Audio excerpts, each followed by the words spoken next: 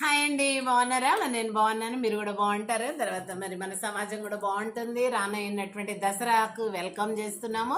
మీ అందరికి కూడా దసరా పండుగ శుభాకాంక్షలు అడ్వాన్స్లు చెప్తున్నాను. మరి మనకు ముందు సద్దుల బతుకమ్మ కూడా ఉంటుంది. ఆడవాళ్ళందరూ అతి ఉత్సాహాలతో చక్కగా మరి అన్ని సిద్ధపాటు చేసుకుంటున్నాము. మరి అదేవిధంగా మనకి ఇప్పుడు ఆ యొక్క దసరాని వెల్కమ్ చేస్తున్నాం కదండి. దసరా అంటే మనం చెప్పుకున్నాం దేవి నవరాత్రులు, దుర్గామాత మహిషాసురుని వధించటం ఇవన్నీ. కానీ మరి దసరాకి ఇంకొక పేరు కూడా ఉందండి, విజయదశమి. విజయదశమి అంటే ఏంటి? విజయాన్ని ఇచ్చేటటువంటి రోజు. దశమి రోజు వస్తుంది కదా, కాబట్టి విజయదశమి అంటే విజయాన్ని ఇచ్చినటువంటి దశమి. అంటే మీకు తెలుసు కదండి, మహాభారతంలో కౌరవులు 100 మంది, 5గురేమో పాండవులు. మనకు తెలిసి కథ. అయితే కౌరవులు ఆ యొక్క కండబలంతో, మందబలంతో ఈ తక్కువగా ఉన్నటువంటి పాండవులను, వీళ్ళ అన్నదమ్ముల పిల్లలండి. ధృతరాష్ట్రుడు పాండు మహారాజు సొంత అన్నదమ్ములు. ధృతరాష్ట్రుడు పెద్ద ఆయనకు 9 కుమారులు. మరి పాండు మహారాజు చిన్న ఆయనకేమో 5 మంది, 5గురు.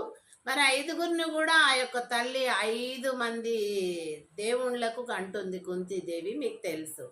సో మరి వీళ్ళేమో మంచి తెలివితేటలు, ఒక్కొక్క దేవుడు ఒక్కొక్క వరము కోరుకుందామే కుంతీదేవి, ఒక్కొక్క దేవుడు ఒక్కొక్క వరం ఇచ్చాడు, దాంతో ఉంటారు.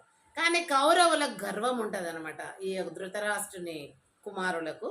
ఆ గర్వంతో వీళ్ళు చిన్నప్పుడు ద్రోణాచార్యుని దగ్గర చదువుకునేటప్పుడు ఆ యొక్క పాండవులను దేంట్లో నెగ్లనిచ్చేవాళ్ళు కాదు, ఏ దాంట్లో డిగ్రేడ్ చేయటము, తీసివేయడం.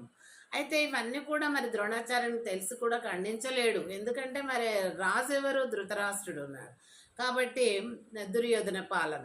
అందుకని ఆయన ఏం చేస్తాడు, వీళ్ళకు వనవాసం పంపించమంటే 14 సంవత్సరాలు 12 సంవత్సరాలు వనవాసం పోయినప్పుడు వాళ్ళ దగ్గర ఉన్నటువంటి ఆయుధాలన్నీ కూడా అడవిలో ఒక జమ్మి చెట్టు మీద పెడతారండి.